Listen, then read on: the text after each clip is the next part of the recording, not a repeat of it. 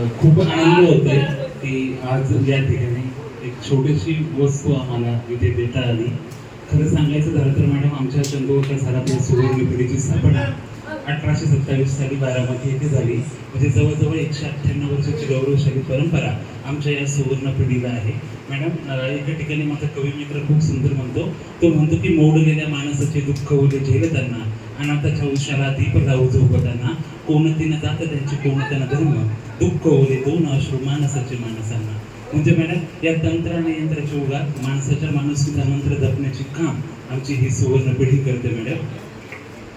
कारण एकीकडे 13 ब्रँचच्या माध्यमातून व्यवसाय केला जाणार आहे आणि दुसरीकडे एक सामाजिक बांधिलकी म्हणून ही आमची सुवर्ण पिढी अशी छोटे मोठे काम करत असते. तशी अनाथालय असतील, वृद्धाश्रम असतील, खेडीपिठे वेगवेगळ्या प्रकारचे स्कूल असतील आणि ज्या ठिकाणी जाऊन सामाजिक काम करण्याची गरज आहे असं चंदूवकर सराफ या प्रायव्हेट लिमिटेड यांची जे मॅनेजमेंट आहे यांना वाटतं, त्या ठिकाणी जाऊन आम्ही नक्कीच सामाजिक काम करत असतो.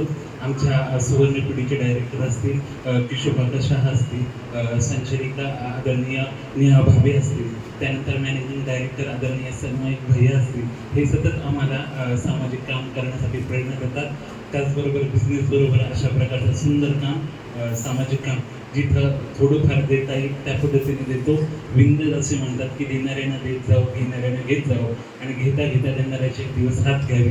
हात घ्यायचे म्हणजे कोपरापासून काढून नाही घ्यायचे, तर देण्याची वृत्ती आपल्याला आत्मसात करायची. हीच प्रेरणा आम्हाला नक्कीच आमचे चंदूवकर सराफ ही सुवर्ण पिढी देते. आमचे सर्व कर्मचारी, व्यवस्थापक हे सगळे देतात. या ठिकाणी आम्हाला येऊन आपण सर्वांनी जी सुवर्ण संधी दिली त्याबद्दल आदरणीय डॉक्टर नंदकुमार मारुती जाधव सर असतील, सुरेश शामराव जाधव सर असतील आणि त्यानंतर अतुल विठ्ठल वाणी सर आणि तुम्हा सर्व स्टाफचे मी आमच्या चंदूवकर सराफ या सुवर्ण पिढीच्या सर्वांच्या वतीनं मी मला आभार मानतो.